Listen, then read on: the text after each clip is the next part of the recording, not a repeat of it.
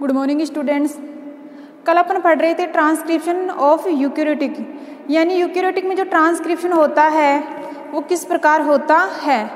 लेकिन जिसका last video में अपन डाला था उसमें क्या थी, वॉइस में मिस्टेक हो गई, तो आज अपन फिर से दोबारा से ट्रांसक्रिप्शन ऑफ यूकैरियोटिक के बारे में चर्चा करेंगे।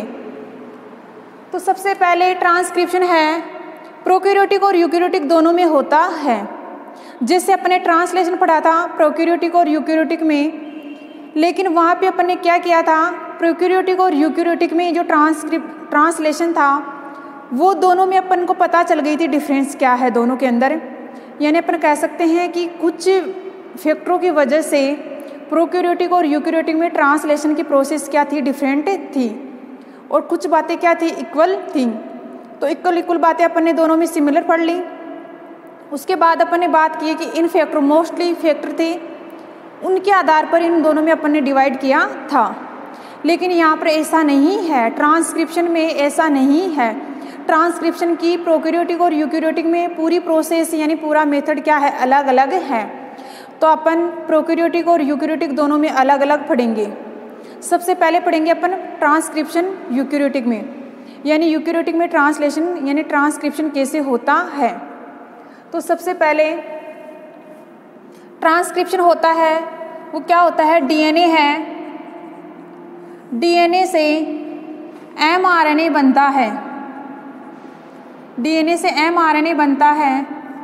ये प्रोसेस क्या कहलाती है, डीएनए से एमआरएनए बनता है या बनना क्या कहलाता है, ट्रांसक्रिप्शन।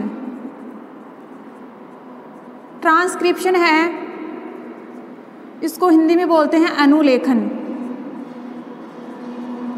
अनुलेखन। यानी डीएनए से एमआरएनए का बनना क्या कहलाता है, ट्रांसक्रिप्शन कहलाता है। या अपन कह सकते हैं डीएनए से एमआरएनए का बनना ही ट्रांसक्रिप्शन कहलाता है। उसके बाद अपन बात करते हैं संरचना की। किसकी बात करते हैं, संरचना। देखो डीएनए है वो अपने आप में क्या है, डबल स्टैंडर्ड डीएनए है। नामांकन होता है 5' to 3', 3' to 5'। यानी जो डीएनए होता है वो कैसे होता है, डबल स्टैंडर्ड डीएनए होता है, डबल स्टैंडर्ड डीएनए होता है। यहाँ पर ये ट्रांसक्रिप्शन की प्रोसेस के द्वारा किस में चेंज हो जाता है, सिंगल स्टैंडर्ड डीएनए में चेंज हो जाता है, 5' to 3', यानी सिंगल स्टैंडर्ड आरएनए में। तो यहाँ पे मैं कह सकती हूँ जो डीएनए है वो डबल स्टैंडर्ड डीएनए है और किस में चेंज हो रहा है, सिंगल स्टैंडर्ड आरएनए में। तो डबल स्टैंडर्ड डीएनए ट्रांसक्रिप्शन की प्रोसेस के द्वारा सिंगल स्टैंडर्ड आरएनए में चेंज हो रहा है, यानी एमआरएनए में चेंज हो रहा है। लेकिन यहाँ पे स्ट्रैंड की बात की जाए, जैसे ही अपन ट्रांसक्रिप्शन पढ़ते हैं तो टर्म आता है डीएनए से एमआरएनए बनना। लेकिन अपन इसकी जो स्ट्रक्चर के बारे में बात करते हैं तो डीएनए की जो स्ट्रक्चर होती है वो डबल स्टैंडर्ड डीएनए होता है, जबकि आरएनए होता है वो सिंगल स्टैंडर्ड आरएनए होता है। कहने का मतलब यह है कि जो डीएनए होता है वो 2 स्ट्रैंड रखता है, एमआरएनए है वो 1 स्ट्रैंड रखता है। लेकिन डीएनए है अगर वो ट्रांसक्रिप्शन कर रहा है उसके पास 2 स्ट्रैंड हैं, तो आरएनए में भी 2 स्ट्रैंड होने चाहिए। क्यों, क्योंकि पहले में जैसे डीएनए है उसके पास 2 स्ट्रैंड है, वो ट्रांसक्रिप्शन करेगा तो आरएनए में भी ये दोनों ही जाने चाहिए यहाँ पे। लेकिन ऐसा होता नहीं है।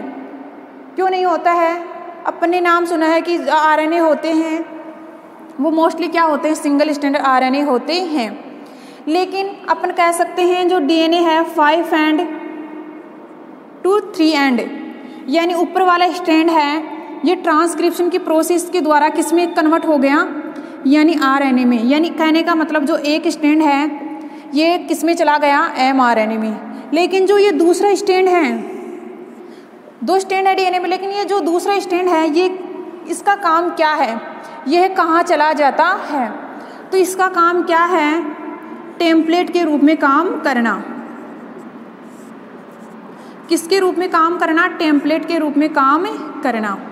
टेम्पलेट क्या होता है, एक डीएनए का ही छोटा खंड होता है जैसे ही ये 3 एंड पर किसी एक सिंगल स्ट्रैंड एंड पे ऊपर ये टेम्पलेट जाके जुड़ जाता है तो एक कंडीशन में ये कंप्लीट स्ट्रैंड का निर्माण कर लेता है। किसके रूप में? कंप्लीट स्ट्रैंड का निर्माण कर लेता है। जैसे यहाँ पे मैं बता दूँ थोड़ा सा, रेप्लिकेशन अपन पढ़ते हैं, रेप्लिकेशन अपन पढ़ते हैं तो रेप्लिकेशन में क्या होता है, जो डीएनए होता है, रेप्लिकेशन होते हैं तो उसमें कितने बन जाते हैं, एक अणु से कितने अणु बन जाते हैं, 2 डीएनए अणु। जैसे ये डीएनए की स्ट्रक्चर है, ये क्या है, डबल है। जैसे इसमें रेप्लिकेशन होता है तो एक अणु से कितने अणु बनते हैं, रेप्लिकेशन होते हैं तो 2 अणु बनते हैं। कितने अणु बनते हैं, रेप्लिकेशन होता है तो कितने अणु बनते हैं, 2 अणु बनते हैं। लेकिन कैसे बनते हैं, रेप्लिकेशन में पहले तो 2 स्ट्रैंड ही थे और एक अणु था, और जैसे ही रेप्लिकेशन हुआ तो स्ट्रैंड की संख्या कितनी हो गई, 4 हो गई, और कितने अणु हो गए, 2। कहने का मतलब अब कह सकते हैं कि 2 स्ट्रैंड यानी एक अणु इस रेप्लिकेशन के द्वारा नया बना है। तो अपनी इस रेप्लिकेशन के प्रोसेस में क्या डालते हैं जिसकी वजह से यह दुगने अणु का निर्माण कर सकता है। पहले एक था, उसके बाद 2 अणु का निर्माण कर सकता है। तो अपनी इस रेप्लिकेशन प्रोसेस में अपन क्या डालते हैं, जैसे ही दोनों स्ट्रैंड होते हैं उनके ऊपर अपन टेम्पलेट डालते हैं। क्या डालते हैं, टेम्पलेट डालते हैं। टेम्पलेट क्या होता है, एक डीएनए का छोटा सा टुकड़ा होता है और कुछ टाइम पश्चात वो धीरे धीरे डीएनए का कंप्लीट अणु का निर्माण कर लेता है, यानी एक कंप्लीट स्ट्रैंड का निर्माण कर लेता है। जैसे यहाँ पर ये एक स्ट्रैंड हो गए, यहाँ पर इस रेप्लिकेशन के प्रोसेस में अपन डालेंगे टेम्पलेट। क्या डालेंगे, टेम्पलेट। 5 एंड डाल दिया, इधर डाल दिया 5 एंड की तरफ। अब ये क्या करेगा, ये टेम्पलेट धीरे धीरे ग्रोथ करता हुआ एक कंप्लीट स्ट्रैंड का निर्माण कर लेता है, एक कंप्लीट स्ट्रैंड का निर्माण कर लेता है। इसलिए एक अणु से कितने अणु का निर्माण हो जाता है, 2 अणु का निर्माण हो जाता है। अब ये टेम्पलेट है एक एक स्ट्रैंड के पास ही जुड़ता है, यानी पहले वाला एक स्ट्रैंड है, उसके बाद छोटा सा टेम्पलेट जाके जुड़ गया। इसी प्रकार दूसरा डीएनए यानी दूसरा स्ट्रैंड है, उसके पास ये टेम्पलेट जाके जुड़ गया। तो पहले से स्ट्रैंड एक था और एक का निर्माण किसके द्वारा हो गया, टेम्पलेट के द्वारा। इस प्रकार डीएनए के कितने अणु प्राप्त हो जाते हैं, 2 अणु बन जाते हैं। इस प्रोसेस को क्या बोलते हैं, रेप्लिकेशन बोलते हैं। अपन पढ़ रहे हैं ट्रांसक्रिप्शन। तो ट्रांसक्रिप्शन में जो एक स्ट्रैंड होता है डीएनए का, वो तो किस में चला जाता है, एमआरएनए में। यानी एक स्ट्रैंड होता है वो किस में चला जाता है, एमआरएनए में। जबकि दूसरा स्ट्रैंड होता है वो किसके रूप में काम करता है, टेम्पलेट के रूप में काम करता है। उसके बाद अपन बात करते हैं कि जो ट्रांसक्रिप्शन होती है, प्रोसेस होती है, उस प्रोसेस में कौन कौन से फैक्टर हैं वो भाग लेते हैं। तो सबसे पहले आपको ध्यान रखना है, ट्रांसक्रिप्शन अगर प्रोसेस करवानी है अपन को प्रोकैरियोटिक या यूकैरियोटिक में, तो सबसे पहले आरएनए पॉलीमरेज एंजाइम की आवश्यकता होती है। अगर ट्रांसक्रिप्शन की प्रोसेस हो रही है तो इसमें कितने एंजाइमों की आवश्यकता होती है, 3 एंजाइमों की आवश्यकता होती है, यानी 3 एंजाइम भाग लेते हैं। अब 3 एंजाइम इस ट्रांसक्रिप्शन की प्रोसेस में भाग लेते हैं। तो फर्स्ट एंजाइम है RNA polymerase first, RNA polymerase first. Second है आरएनए पॉलीमरेज थर्ड, सेकंड। और थर्ड है आरएनए पॉलीमरेज थर्ड। यानी आपको ट्रांसक्रिप्शन की प्रोसेस करवानी है तो सबसे पहले एंजाइम की आवश्यकता होती है। तो जैसे ही ट्रांसक्रिप्शन की प्रोसेस होती है तो उसमें 3 प्रकार के एंजाइमों की आवश्यकता होती है। फर्स्ट है आरएनए पॉलीमरेज फर्स्ट, सेकंड है आरएनए पॉलीमरेज सेकंड, और थर्ड है आरएनए पॉलीमरेज थर्ड। अब इनकी बात करते हैं कि ये डीएनए में अपन कह सकते हैं इनकी पोजीशन कहाँ होती है। ये RNA polymerase first second third है, ये कहाँ पाए जाते हैं। तो आरएनए पॉलीमरेज फर्स्ट है, ये केंद्रिका में पाया जाता है, यानी न्यूक्लियोलस। किस में पाया जाता है? न्यूक्लियोलस में पाया जाता है। उसके बाद अपन बात करते हैं आरएनए पॉलीमरेज सेकंड है, ये किस में पाया जाता है? आरएनए पॉलीमरेज सेकंड ये किस में पाया जाता है? केंद्रिका में या न्यूक्लियोप्लाज्म में। किस में पाया जाता है? केंद्रिका में या न्यूक्लियोप्लाज्म में पाया जाता है। उसके बाद आरएनए पॉलीमरेज थर्ड है, यह पाया जाता है न्यूक्लियस में। किस में पाया जाता है? न्यूक्लियस में। दूसरी बात, आपको एंजाइम है, तीन एंजाइमों की आवश्यकता होती है।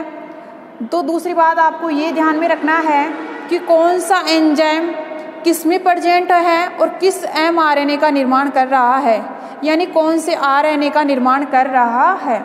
क्योंकि आरएनए बनता है तो आरएनए कितने प्रकार के होते हैं? 3 प्रकार के होते हैं, एमआरएनए, आरआरएनए और टीआरएनए।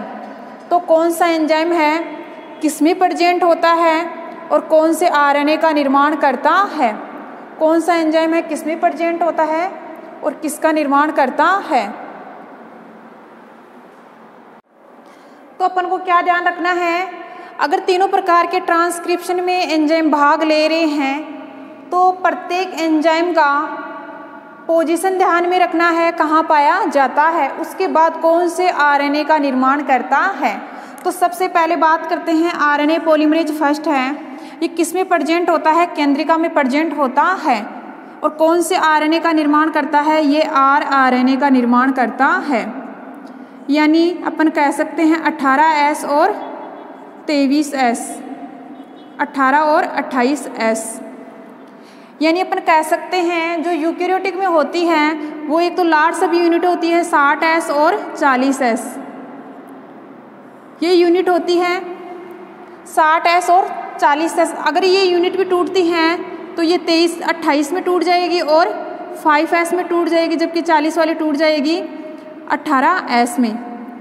तो ये दोनों यूनिट हैं, ये किस में प्रेजेंट होती हैं? आरआरएनए में, 18S और 28S।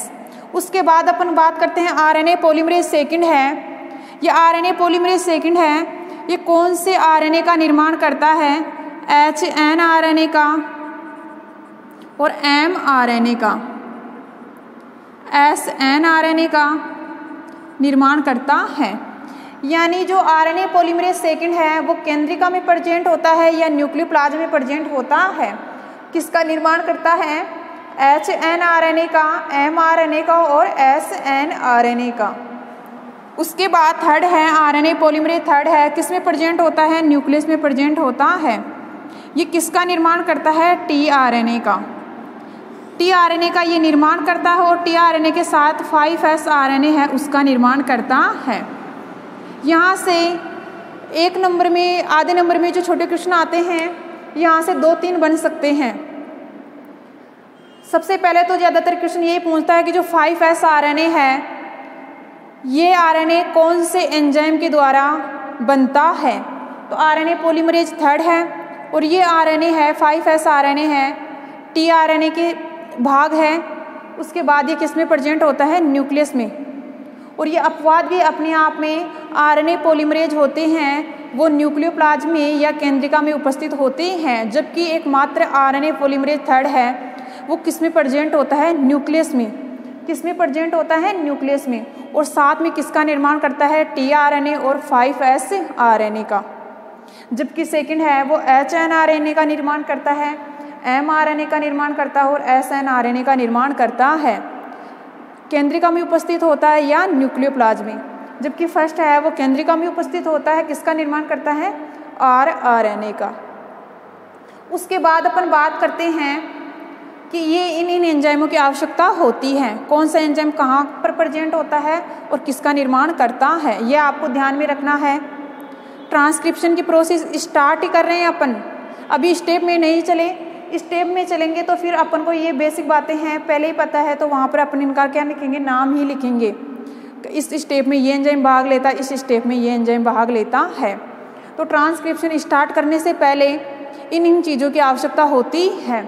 उसके बाद अगर ट्रांसक्रिप्शन की प्रोसेस को रोकना है अगर ट्रांसक्रिप्शन की प्रोसेस को रोकना है या उसको संदमित करना है तो एक कवक है एस्परजिलस एमाइनिटिन। अगर ट्रांसक्रिप्शन की प्रोसेस को रोकना है तो एस्परजिलस है, एमाइनिटिन एक है, तो ये क्या स्रावित करती है? अल्फा एमाइनिटिन। अल्फा एमाइनिटिन एक पदार्थ होता है जो स्रावित करती है। ये पदार्थ क्या है? अपने आप में क्या है? विषैला है। ये पदार्थ अपने आप में क्या है? विषैला है। जैसे ही अल्फा एमाइनिटिन पदार्थ है अपन ट्रांसक्रिप्शन की प्रोसेस में डालते हैं, किसमें? ट्रांसक्रिप्शन की प्रोसेस में डालते हैं, लेकिन जो मोस्टली है आरएनए पॉलीमरेज सेकेंड है वो क्या होता है? संदमित हो जाता है। यानी कहने का मतलब ही अल्फा एमाइनिटिन पदार्थ से आरएनए पॉलीमरेज सेकेंड है वो अपनी क्रिया रोक देता है, जबकि फर्स्ट है उसके ऊपर कोई प्रभाव नहीं पड़ता। फर्स्ट पर कोई प्रभाव नहीं पड़ता, लेकिन जो सेकेंड है उसके ऊपर इस अल्फा एमाइनिटिन पदार्थ का प्रभाव पड़ता है, इसलिए वहाँ पर ट्रांसक्रिप्शन की प्रोसेस रुक जाती है। इन तीनों में मोस्टली आरएनए पॉलीमरेज सेकेंड है वो ही ट्रांसक्रिप्शन प्रोसेस में भाग लेता है। तीनों में से मोस्ट कौन सा है? RNA polymerase second. RNA polymerase second है तीनों में मोस्ट, और एक कहाँ पर प्रेजेंट होता है? केंद्रिका में। और किसका निर्माण करता है? एमआरएनए का या एचएनआरएनए का या एसएनआरएनए का। एचएनआरएनए है, इसका शॉर्ट फॉर्म फुल फॉर्म है हेटेरोन्यूक्लियर आरएनए। सेकेंड है एसएनआरएनए, इसको साइनो न्यूक्लियरो आरएनए बोल सकते हैं। उसके बाद अपन बोल सकते हैं कि इसमें जो मोस्ट है आरएनए पॉलीमरेज सेकेंड है उसके ऊपर सिर्फ अल्फा एमाइनिटिन पदार्थ का प्रभाव पड़ता है। यानी इस प्रोसेस को रोकना है, अगर ट्रांसक्रिप्शन की प्रोसेस को रोकना है तो आप क्या करेंगे? ट्रांसक्रिप्शन की स्टेप को उठाएंगे? नहीं। क्यों नहीं उठाएंगे? क्योंकि जो ट्रांसक्रिप्शन की प्रोसेस है वो एंजाइम से ही शुरू हो रही है।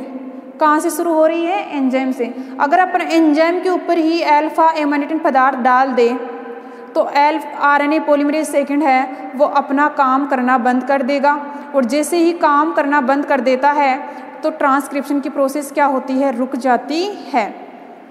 तो रुक जाती है तो इसका मतलब क्या होता है? ट्रांसक्रिप्शन की प्रोसेस होती है वो क्या हो गई? पूरी तरह से रुक जाती है, यानी बंद हो गई। उसके बाद चाहे उसमें एमआरएनए का निर्माण हुआ हो या नहीं हुआ हो। उसके बाद अपन बात करते हैं ट्रांसक्रिप्शन की प्रोसेस है वो 3 स्टेप में पूरी होती है, इनिशिएशन, एलोंगेशन और समापन में। इनिशिएशन में अर्थ क्या होता है? प्रारंभ करना। ये तो क्या थी? बेसिक बातें थी। अगर ट्रांसक्रिप्शन की प्रोसेस हो रही है अगर यूकैरियोटिक में तो क्या क्या चीज़ों की आवश्यकता होती है? तो ये चीज़ों की आवश्यकता होती है। इन चीज़ों को अपन में ध्यान में रखते हुए अब प्रोसेस स्टार्ट करेंगे। ट्रांसक्रिप्शन की प्रोसेस स्टार्ट होती है इनिशिएशन, एलोंगेशन और टर्मिनेशन में। यानी प्रारंभ करने के लिए क्या क्या आवश्यकता होती है। तो प्रारंभ कर रहे हैं तो इसमें सबसे पहले पॉइंट आता है इनिशिएशन फैक्टर। ऐसे फैक्टर जो ट्रांसक्रिप्शन की प्रोसेस को प्रारंभ करने या स्टार्ट करने में काम आते हैं। उसके बाद अगर वो फैक्टर काम आते हैं तो उसके बाद क्या हो जाती है? ट्रांसक्रिप्शन की प्रोसेस क्या हो जाती है? स्टार्ट हो जाती है। स्टार्ट होके वो अगली स्टेज में पहुंचती है, यानी दीर्घीकरण में पहुंचती है। उसके बाद दीर्घीकरण से वो समापन स्टेज में पहुंचती है। समापन स्टेज में जैसे ही पहुंच जाती है तो वहाँ पर एमआरएनए का निर्माण हो जाता है। कहने का मतलब है इनिशिएशन स्टार्ट करने के लिए, यानी इनिशिएशन अपन को स्टार्ट करना है तो उसमें कुछ फैक्टरों की आवश्यकता होती है। जैसे फैक्टर है transcription factor second A, B, C, D, E, F, G, H, यानी ये 13, 14 या 16, 17 क्या हैं? ट्रांसक्रिप्शनल फैक्टर हैं जो ट्रांसक्रिप्शन की प्रोसेस को आगे बढ़ाने में हेल्प करते हैं। यानी फैक्टर का काम सिर्फ यही है कि इस प्रोसेस को स्टार्ट हो जाए इन फैक्टरों की वजह से, और प्रोसेस स्टार्ट होके अगले स्टेज तक यानी पहुंच सके। उसको ही बोलते हैं ट्रांसक्रिप्शनल इनिशिएशन फैक्टर, यानी स्टार्ट करने के लिए फैक्टरों की आवश्यकता होती है। तो कल अपन पढ़ेंगे इनिशिएशन, एलोंगेशन और टर्मिनेशन। ठीक है, वो नेक्स्ट क्लास में पढ़ेंगे।